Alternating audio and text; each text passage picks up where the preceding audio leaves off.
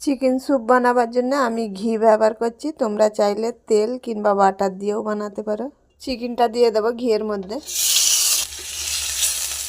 লবণ দেবো, গোলমরিচের গুঁড়ো ব্যবহার করব, জল দিয়ে দেবো, এর মধ্যে তেজপাতা অ্যাড করব, গোটা ধনে অ্যাড করব, গোটা মৌরি অ্যাড করব, গোটা জিরে অ্যাড করব, 4 থেকে 5টা গোলমরিচ অ্যাড করব, রসুনের কুচি অ্যাড করব, এখানে একটা পেঁয়াজ অ্যাড করব।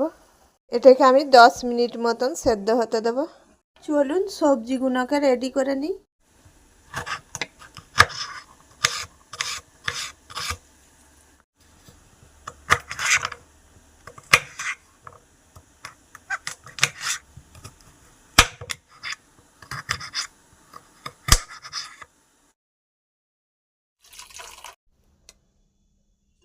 বিম কড়াই দেবো, গাজর দেবো, গ্রিন সিমলা মির্চি দেবো,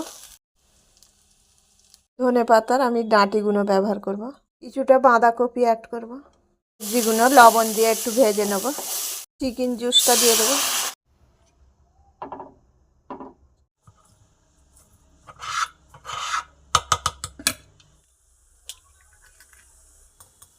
চিকেনগুলোকে আমি এইভাবে ম্যাশ করে নিয়েছি, এটা দিয়ে দেবো, ফাটিয়ে রাখা ডিমটা দেবো, ওপর থেকে জিরে গুঁড়ো ছড়িয়ে দেবো। চিকেন স্যুপটা রেডি করে ফেললাম। আমি কর্নফ্লাওয়ার ব্যবহার করছি না, তোমরা চাইলে ব্যবহার করতে পারো।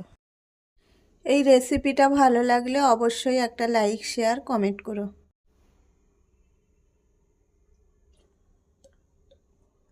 সেই